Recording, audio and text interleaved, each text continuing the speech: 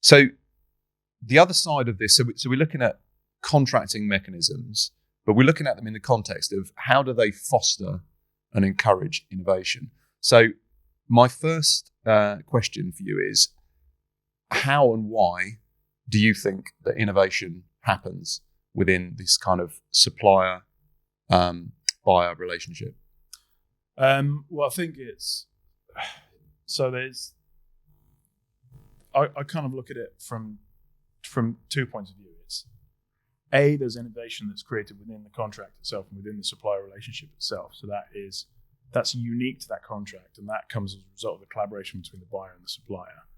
But also, as I was kind of saying earlier on, is we typically outsource things that we either don't have the capacity or don't have the knowledge or the desire, as in the operating margin, to produce in-house.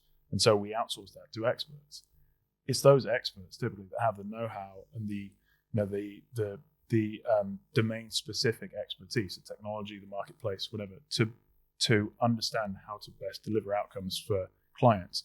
And it's more often than not, I think, it's buyers trying to define too tightly how services have to be delivered, as opposed to what the outcome they're looking to achieve is, which limits the innovation that you can get from a lot of those relationships.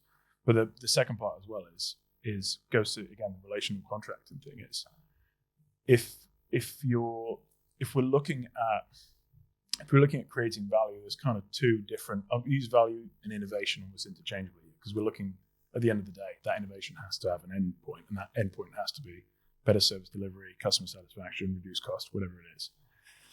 So if we're looking at value creation, there's almost two ways that you can go, at least two ways you can go about it. So either you're looking at extracting value, which is probably the stereotype, I think an undeserved stereotype these days of what procurement actually does, which is, launch an RFQ, tender out provision of goods and services, and then hammer down pricing until there's nothing left on the table. And it's, very much a transactional win-loss engagement between the buyer and the supplier.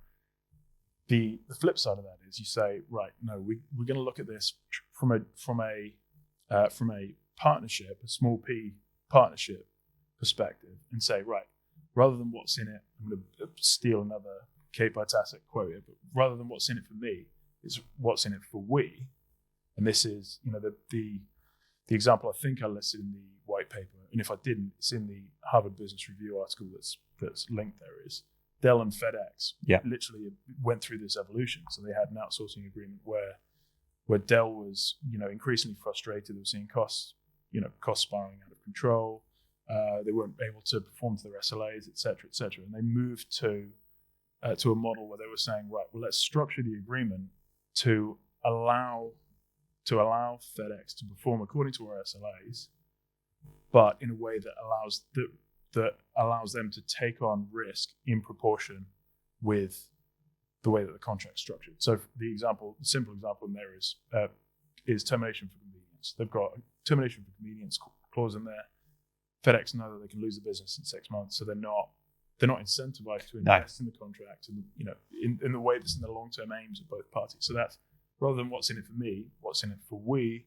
But we're kind of getting into that's moving away from a single contract to a kind of philosophy around contract governance that's much broader than